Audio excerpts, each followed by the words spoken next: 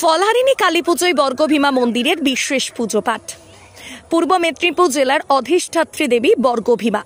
তমলুক শহরে দেবী বর্গভীমা মায়ের মন্দির। এটি একটি 51 সতীপীঠের মন্দির। সারা বছরে এই মন্দিরে চলে পুজো পাঠ। প্রতিদিন দূর দূরান্ত থেকে ভক্তরা এসে পুজো দেন মায়ের মন্দিরে। সারা বছর প্রতিদিন পুজো পাঠের পাশাপাশি এই মন্দিরে বছরের বিভিন্ন সময়ে বিশেষ বিশেষ তিথিতে বিশেষ পুজো পাঠ হয়। তাদের মধ্যে অন্যতম হলো ফলহারিণী কালী পুজো। এই মন্দিরে প্রতি বছর ফলহারিণী কালী পুজোয় হয় বিশেষ পুজো পাঠ। দূর দূরান্ত থেকে ভক্তরা এসে বর্গভীমা মন্দিরে ফলহারিণী কালী পুজো উপলক্ষে পুজো দেন। সতীর 51 পীঠের এক পীঠ তমলুকের দেবী বর্গভীমা। বর্তমানেও নিষ্ঠার সাথে পূজিত হয় মা।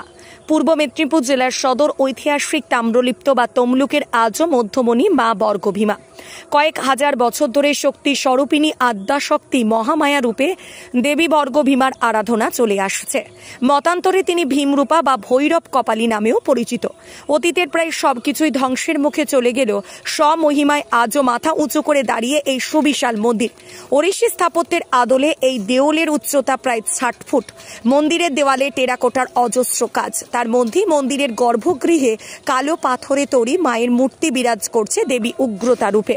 পুরাণ বলে দক্ষযজ্ঞের সতীর দেহত্যাগের পর মন্দিরের সেবায়েতের কথায় ধর্ম, অর্থ, কাম ও মোক্ষ এই 4টি বর্গদান করেন বলেই মায়ের নাম দেবী বর্গভীমা। নীলতন্ত্রের মতে মায়ের আরাধনা করা হয় এখানে। ফলহারিণী কালী পুজোর দিন রাজবেশে মাকে সাজিয়ে মহা ধুমধাম পূজা হয়। পুজোর পাশাপাশি এই দিন হোমযজ্ঞ হয় মন্দিরে। ভক্তরা তাদের সারা বছরের কর্মফল মায়ের প্রায় অর্পণ করে পুজো দেন। মন্দিরের পুরোহিত প্রণব চক্রবর্তী জানান, সারা বছরই পুজো পাঠের পাশাপাশি মন্দিরে বিশেষ বিশেষ তিথিতে বিশেষ বিশেষ পূজা পাঠ হয়।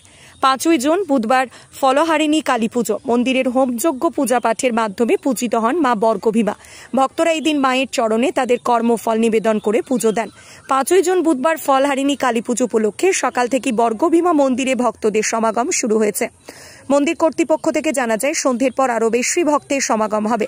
মন্দিরে আর 5টা তিথির মতো এই তিথিতে মায়ের কাছে পুজো দিতে দূর দূরান্ত থেকে বহু ভক্তের সমাগম হয়।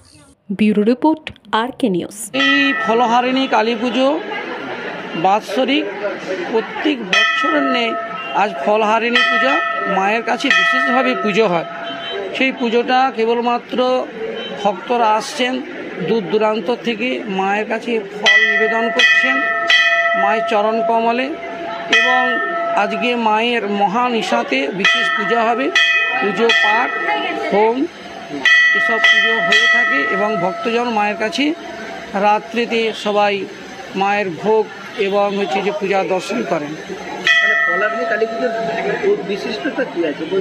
কালী পুজো ফলহারিণী কালী পুজো বৈশিষ্ট্যর ব্যাপার হলো যে ফলহারিণী কালী পূজা মায়ের কর্মফল, এই যে কর্মফল মায়ের কাছে নিবেদন করতে হয়, সেই কর্মফল নিবেদন মানবরা সেই কর্ম চিন্তা করে সেই ফল নিয়ে এসে মায়ের কাছে চিন্তা করে সেই ফলগুলো নামগোত্র ধরে মায়ের কাছে দান করা হয়।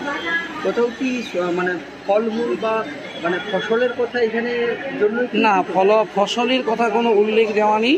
কেবলমাত্র বলেছে আমি এই যে ফলহারিণী কালী পূজা, মানে এই ফলহারিণী কালী পুজোর ন্যায় হলো যে কর্মফল মায়ের কাছে নিবেদন করা, আত্মসমর্পণ করা, এটা হচ্ছে কর্মফল। সেই ফল তো মায়ের কাছে সমর্পণ করতে পারে না, তার জন্য মায়ের কাছে ফল নিবেদন করা হয়। 5টা ফল, কেউ 8 ফল দিচ্ছে, কেউ 9 ফল দিচ্ছে, কেউ 11 ফল দিচ্ছে। সেই ফলগুলো মায়ের চরণে নামগোত্র ধরে মায়ের কাছে নিবেদন করা হয়। কি নাম আপনার? আমার নাম প্রণব চক্রবর্তী।